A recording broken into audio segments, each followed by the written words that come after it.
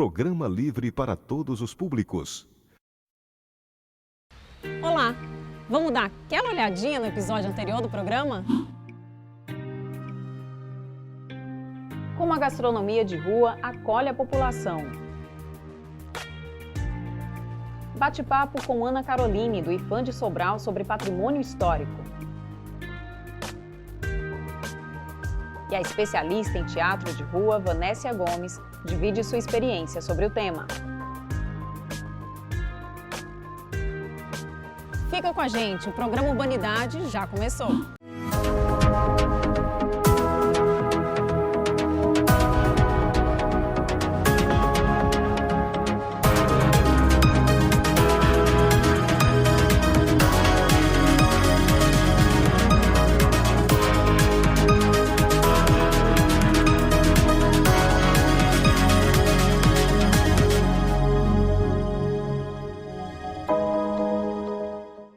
A pandemia do novo coronavírus trouxe a atenção da sociedade para problemas que já existiam.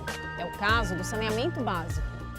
Quase 35 milhões de brasileiros não têm acesso à água tratada. Em Fortaleza, quase 50% da população recebe coleta de esgoto e 40,9% do esgoto da cidade não é tratado. Como manter a higiene em cidades que ainda têm esse tipo de problema? No bairro Conjunto Palmeiras, vamos conhecer uma iniciativa que chamou a atenção de muita gente. Vamos continuar nossa série de conversas com artistas de rua que estão sentindo muita falta da praça, seus principais palcos. E para começar, vamos falar de paisagismo urbano e os desafios de aumentar e preservar áreas verdes na cidade.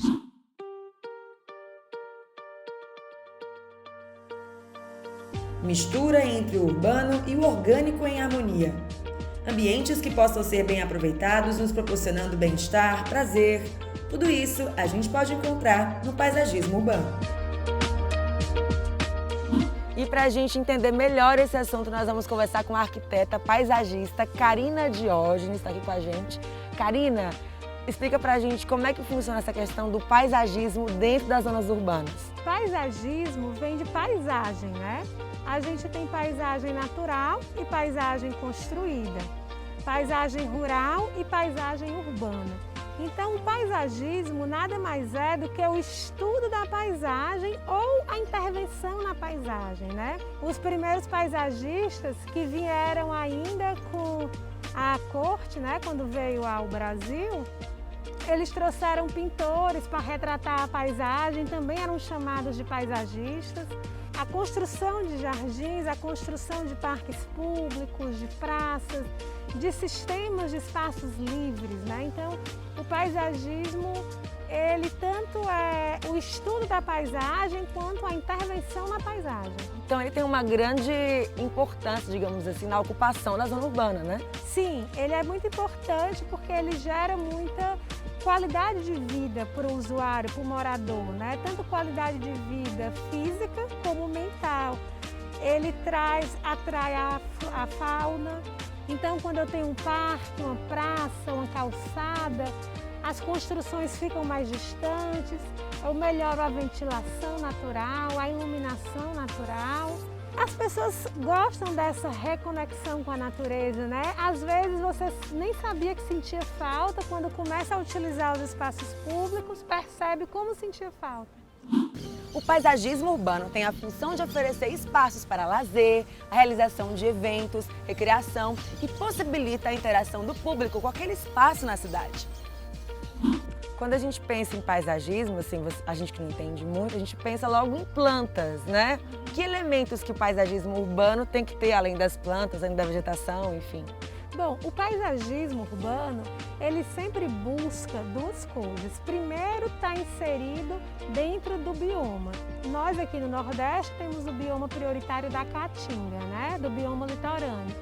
Então é bom que a gente use a maior vegetação possível nativa e ter cuidado com vegetações exóticas.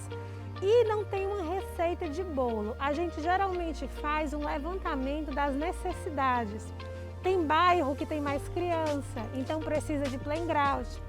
Tem bairro que tem mais idosos, então precisa de espaços de sentar, brincar, tem gente que gosta mais de jogos de tabuleiro, tem bairros que tem muitos animais, ou pessoas que praticam skate, jogam basquete. Então, o interessante é que antes da gente elaborar um projeto de paisagismo, a gente faça uma entrevista com o entorno, com quem vai utilizar, para saber quais são as necessidades daquele bairro, daquele lugar. Claro que quando é um parque urbano, ele já toma uma escala da metrópole, né? Aqui nós estamos num espaço agradável, num banco, embaixo de uma sombra. Esse parque aqui, por exemplo, ele é da década de entre 60 e 70, né? Então ele finalzinho de 70, comecinho de 80, ele tem né? características próprias, né? Ele foi o primeiro parque urbano de Fortaleza. Ele foi uma conquista do movimento ambientalista daquela época, né? Da década de 70. Não tinha parque urbano em Fortaleza. Se eu não me engano, na época o prefeito era médico, mas ele via muito a saúde humana global. Então ele pegou a causa desse movimento ambientalista, que era o movimento apartidário, o movimento mesmo da população, e implantou esse parque. Mas ele é muito contemporâneo, né? Mesmo sendo feito no fim da década de 70, ele permanece muito atual. Um local de Fortaleza que pode ser usado como exemplo e que permite a interação da população e a conexão com espaços verdes com elementos arquitetônicos do passado com o presente é o passeio público. Qual seria assim a característica do nosso paisagismo aqui de Fortaleza? A gente tem esse parque como exemplo, mas temos também outros lugares de Fortaleza, né, que você poderia citar para a gente também. A nossa característica assim, principal, que eu sempre digo que a gente não pode abrir mão, é sombra, porque nós estamos a 3 graus do Equador, ao nível do mar. Então a gente não pode fazer como fazem no Canadá, no norte dos Estados Unidos, na Europa, no sul da Argentina, que são as chamadas praças secas. Colocar um banco, por exemplo, Pronto. Como esse no sol. No sol, uma praça sem árvore. Quem vai sentar? Só à noite. E olhe lá, porque às vezes tem um mormaço, né? Tá quente. Então a gente tem que pensar em sombra aqui em Fortaleza, quer seja sombra natural das árvores, quer seja sombra construída, de pergolado, marquise. E quanto mais orgânico for o paisagismo, mais fácil de manter. Um paisagismo mais retilíneo, mais tradicional, mais no estilo barroco, né? Mais no estilo simétrico, com topiária, ele é um paisagismo que requer muita manutenção de mão de obra e de recurso público. Então, quando eu trago esse paisagismo mais orgânico, mais livre, com vegetação nativa, eu diminuo a manutenção, tanto financeira quanto de mão de obra. Karina, a gente sabe que o Oriente ele é referência com relação ao paisagismo, né? Existe uma fórmula, um modelo ideal, ou vai de acordo, como você falou também um pouquinho pra gente, de acordo com cada ambiente? Existe um modelo assim perfeito? O paisagismo, assim como a arquitetura, o urbanismo, as artes visuais, a literatura, ele acompanha a cultura de um povo, né? Então, à medida que a nossa cultura vai mudando, o paisagismo vai mudando, né? As nossas necessidades. A gente tem exemplos bem felizes aqui em Fortaleza, como o passeio público, que foi a primeira praça da cidade, mas que ainda hoje é muito usada, é muito arborizada. E a gente também tem exemplos que são um pouco descolados da nossa realidade cultural, como o Jardim Japonês, porque o Ceará não tem assim uma referência, uma história com o povo nipônico, né? Então, apesar de ser muito belo, geralmente a gente tenta usar o paisagismo como elemento integrado à cultura como um todo. Histórico, para que ele tenha um caminho, né? Sim, a arte como um todo.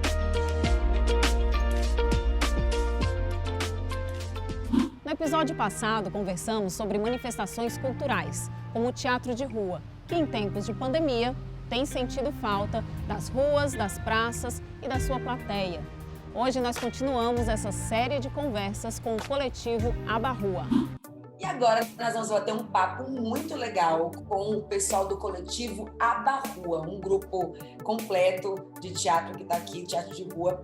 E nós vamos falar desse potencial transformador que eles têm, né? O teatro de rua tem esse potencial de transformar realmente e ocupar assim, essa zona urbana de uma forma bem, bem positiva. Gente, tudo bem com vocês? Bom dia, tudo bem? Tudo bem. Bom dia, tudo ótimo. Tudo Boa ótimo. tarde, na verdade, né? Tudo ótimo. Tudo bem. Meninos, vamos lá. De que forma, de fato, eu vou começar logo com uma pergunta assim, bem objetiva.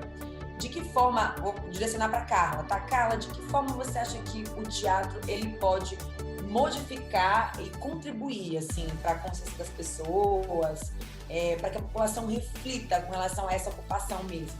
Eu acho que o teatro, eu acredito, né, que o teatro feito na rua, ele propõe não só uma transformação urbana, né, de quem está ali nesse fluxo, como também uma mudança nesse fluxo, né?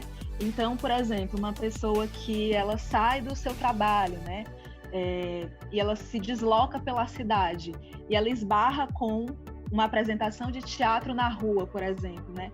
Isso representa, de certa forma, uma ruptura com talvez aquela própria paisagem, né, que a pessoa está acostumada a ver, está acostumada a passar, lança um outro olhar.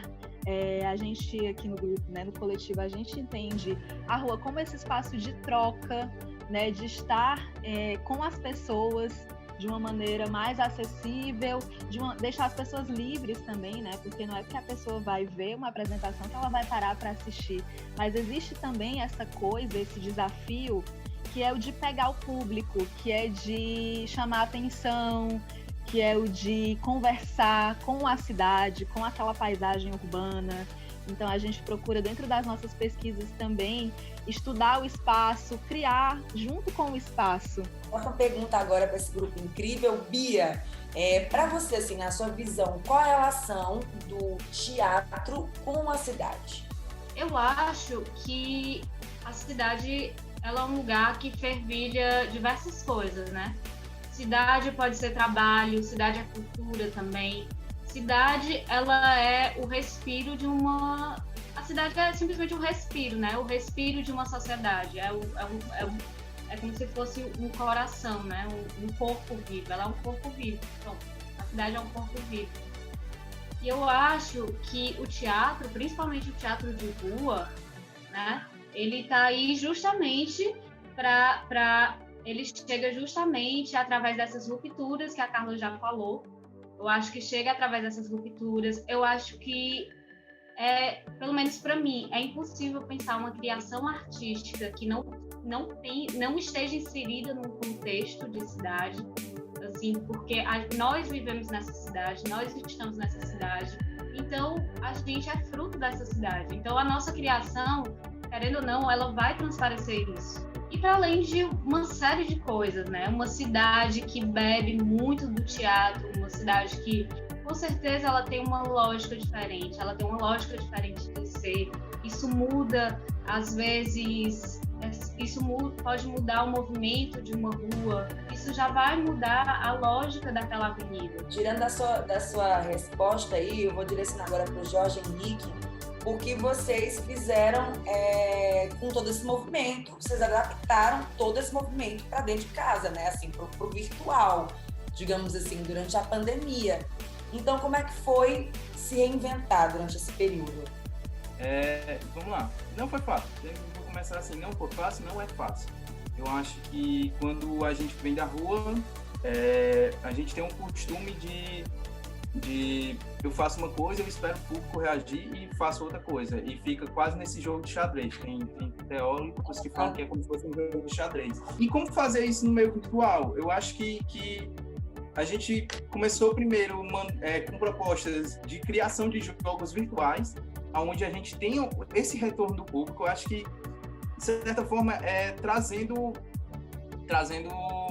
o ambiente da rua, desse jogo, pro virtual. E depois a gente foi pro virtual puro, assim, a gente adaptou um espetáculo, só que a gente também entende que tem algumas coisas que como a Carla falou bem rápido, eu acho, no começo, falando que as pessoas na rua não são obrigadas a assistir até o final. Assim, nunca é obrigado a assistir até o final. Mas no teatro, tem toda aquela etiqueta e você fica até o final. Na rua não, você assiste aquele ponto e aquele ponto pode ser importante para você e você já sair dali, já fez alguma coisa para você, mexeu. Então, você está dizendo para mim que é possível sim, né, trazer esse tom que vocês têm, mesmo nesse momento virtual, né? Foi possível fazer um bom trabalho, digamos assim. Essa é uma ocupação da rua, digamos, vindo para o virtual, né?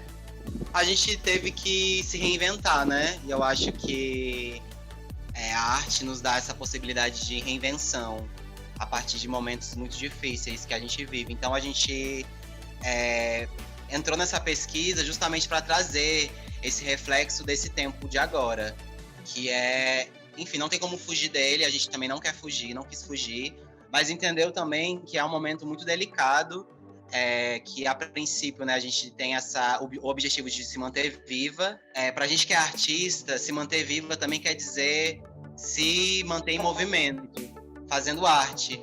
Então, como fazer arte no momento pandêmico e quais são as ferramentas que a gente pode utilizar para falar sobre esse tempo. Então, eu acho que a gente foi muito feliz e sobre também sobre maturidade, sabe, do coletivo. A gente tem aí 3 anos juntos, desde 2018 a gente está nessa caminhada, e foi um momento de maturidade, de entender quais são as nossas fragilidades, quais são as nossas potências, e aí, enfim, continuar junto. Acho que esse ano foi um ano de maturidade de cada uma, e a partir dessa maturidade de cada uma, o grupo ganhou muito. Que maravilha, que vocês possam então prosseguir, caminhar, e que passar também a pandemia, que vocês possam retornar para as ruas, retornar para essa ocupação mesmo orgânica ali das ruas. A gente agradece demais a entrevista com vocês, o papo, tá bom? Obrigada, Ayane. Obrigada pelo convite também de vocês, por esse espaço de escuta para o coletivo. É super importante a gente estar conversando sobre cidade, sobre teatro, sobre urbano. Obrigada. A gente faz uma rápida pausa. No próximo bloco, vamos mostrar as pias compartilhadas criadas no bairro Conjunto Palmeiras. O programa Urbanidade volta já já.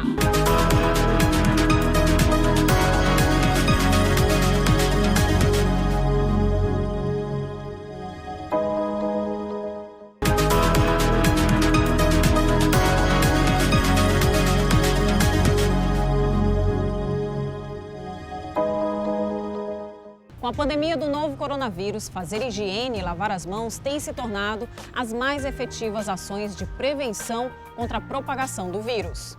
Mas como manter essa higiene em bairros de grandes cidades que não têm o completo saneamento básico e problemas com a distribuição de água? Uma iniciativa da população está chamando a atenção da sociedade e nós fomos conhecer.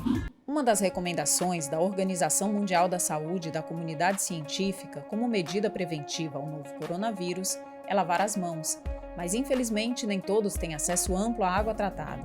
Para minimizar os impactos na saúde da população, foram instaladas pias comunitárias em alguns bairros de Fortaleza, como é o caso do Conjunto Palmeiras, que recebeu 5. Uma delas fica próxima dessa feira realizada semanalmente na região. As feiras são uma das principais formas de ocupação dos espaços urbanos. Por ser um lugar onde acaba acontecendo aglomerações, além do contato com frutas e legumes, é fundamental manter a higienização. Eu estou aqui com a dona Beth, moradora do Conjunto Palmeiras e uma das responsáveis por pias como esta. Tudo bom, dona Beth? Tudo bem. Conta pra gente como foi que a comunidade se organizou para trazer essa iniciativa para cá. Então, nós fazemos parte de uma associação de mulheres aqui no Conjunto Palmeiras. E logo quando a gente soube do projeto, né, a gente se reuniu e achou assim muito bom, né, para a gente pensar quais seriam os lugares que ia colocar as pias. E também diante da pandemia, né, o benefício que ia trazer para a comunidade. Como foi que a comunidade recebeu? Pensando na comunidade, né, que iria beneficiar, que todos aceitaram, né, de receber a pia, colocar, instalar e cuidar, para que as pessoas pudessem ser beneficiadas, principalmente nesse tempo, né, que a gente está vivendo. Sim. E como é que é feita a manutenção dessa pia? O que é necessário para deixar ela aqui bonitinha, funcionando para todo mundo? Pronto. Então, a família, por exemplo, aqui nós estamos em frente à feira, onde tem muita gente, então as pessoas da casa, né, também elas ficam acompanhando, observando o que está acontecendo, né, para não acontecer de quebrar, ou de estragar, né, Sim. algo assim tão bom, né, tão importante para a comunidade.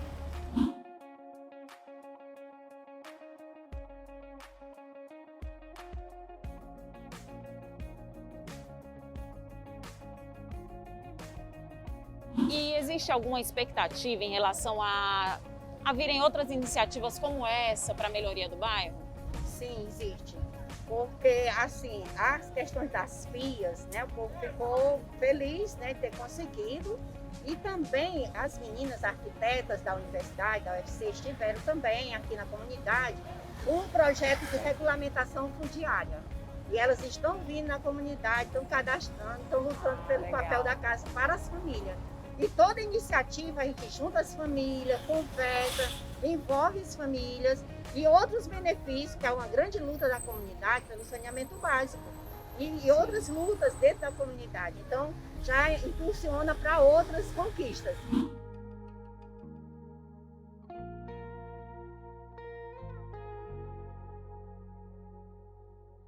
A Taramela é uma organização não governamental que desenvolve projetos de arquitetura com planejamento. E ela foi responsável aqui em Fortaleza pela construção e instalação das pias compartilhadas. Dentro do projeto, Uma Mão Lava a Outra. Eu estou aqui em uma videochamada com a arquiteta Thaís Ponte, que é sócio fundadora da Taramela e vai falar mais para a gente sobre esse projeto e como foi que a Taramela entrou nessa, Thaís. Olá, então, no início desse ano, né, a Taramela e outras organizações do Nordeste organizaram o primeiro Fórum de Assessoria Técnica Popular do Nordeste, né? Então, o Ceará, através da Taramela, a Bahia, através do Escalar, o Recife, através da CAUS, né? E todas essas organizações, elas organizaram esse primeiro Fórum de Assessoria Técnica Popular do Nordeste, que aconteceu em fevereiro, antes desse processo de pandemia, né? E reuniu pesquisadores para discutir o tema da assessoria técnica de diversos pesquisadores de diversos locais, né, do Brasil. A partir do fórum, né, que acabou virando essa grande organização, a gente recebeu o contato da Habitat Brasil, né, e eles estão desenvolvendo no Brasil inteiro, né, esse projeto que chama Uma Mão Lava a Outra. E no contexto desse projeto, eles financiam a instalação de pias comunitárias em diversos locais, né, assentamentos precários, né, no Brasil inteiro. Eles precisavam de parceiros executores para fazer a instalação das pias. E aí essas organizações do fórum se disponibilizaram a serem essas parceiras executoras, e a Taramela, na cidade de Fortaleza, né, no estado do Ceará, foi a parceira executora da Habitat na instalação dessas pias. Né, a Habitat fornece o recurso, né, ela faz o repasse do recurso, e a organização, né, responsável por executar articula todo o processo de instalação, né, desde a compra de materiais, desde a própria execução, contratação de serviços e a articulação da ligação dos pontos de água e de esgoto.